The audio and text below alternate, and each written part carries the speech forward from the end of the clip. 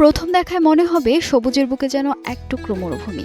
শুনতে অবাক লাগলেও এটাই এখন বাস্তব। জেলার গুরুদাসপুর উপজেলায় ৩২ বিঘা জমির ওপর গড়ে উঠেছে একটি ছাগল ও দুম্বার খামার। এই খামারে বর্তমানে ১৪ প্রজাতির ৩০০টি ছাগল, গরু ও গাড়ল থাকলেও সবচেয়ে বড় আকর্ষণ কিন্তু মরুর এই দুম্বাই।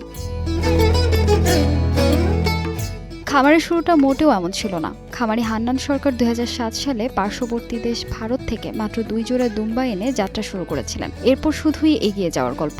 গত কোরবানির ঈদে এই খামার থেকে বিক্রি হয়েছে ৮০টি দুম্বা। আর এবার খামারে থাকা বিভিন্ন জাতের ৬০টি দুম্বার মধ্যে ৩০টি প্রস্তুত করা হয়েছে কোরবানির হাটের জন্য। এদের ওজনে ১.৫ মণ থেকে শুরু করে এক একটি দুম্বা ৪ মণ পর্যন্ত ভারী। আর তাই দামেও রয়েছে ভিন্নতা। দুম্বাটা খুব ভালো, আমাদের দেশে পারফেক্ট একটা প্রাণী, যার কারণে এটা আমাদের পোষা পালন করা মানে খুব সুবিধা। পিওর টার্কিশ জাতের দুম্বা আছে, নাগরি দুম্বা আছে, আওসি দুম্বা আছে, হার্নি কুইন আছে দুম্বা অনেক কয় রকম জাত। তবে টার্কিশ জাতের দুম্বাটা সর্বোচ্চ ফাস্ট ভালো।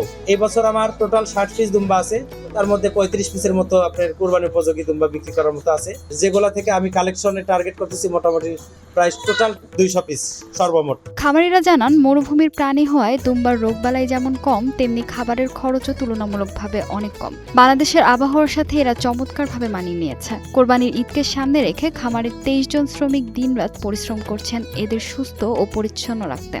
৮-১০ বছর এখানে কাজ করি, তখন ছাগল ছিল, গরু ছিল, মহিষ ছিল। এখন এই মোটামুটি ১০-৮ বছর আগে মামা প্রথম দুম্বা যখন আনে, তখন থেকে আমরা কখনো এখানে দেখিনি এই দুম্বাগুলো। কিন্তু টিভিতে দেখেছি, মানুষের মুখে শুনেছি, কিন্তু যখন আমাদের খামারে দুম্বাগুলো আসতো দেখে আমরা খুব আনন্দিত। এগুলোতে কুরবানির পাঠাগুলো কুরবানি দিবে, এই জন্য দুম্বাগুলো অর্ডার হয়ে গেছে।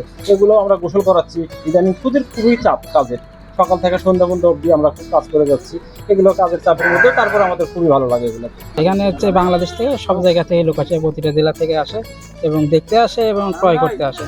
হান্নান সরকারের এই অভাবনীয় সাফল্য দেখে নাটোরের অনেক তরুণ এখন দুম্বা পালনে আগ্রহী হচ্ছেন। নতুন উদ্যোক্তারা আশা করছেন সরকারি পৃষ্ঠপোষকতা ও সহজ শর্তে ঋণ পেলে এই খাত দেশের অর্থনীতিতে বড় ভূমিকা রাখবে। গুরুদাসপুরে আমাদের বড় রকমের একটা বড় আকারের দুম্বার খামার রয়েছে। দুম্বা তো গ্রীষ্মপ্রধান দেশের প্রাণী। আমাদের দেশেও গরমের পরিমাণ বাড়ছে, এখানে তো কোনো অসুবিধা নেই, দুম্বা পালা যেতেই পারে এবং যে কোনো ব্যক্তি দুম্বা পালন করতে পারবে, এরকম আবহাওয়া আমাদের দেশে রয়েছে আমি মনে করি।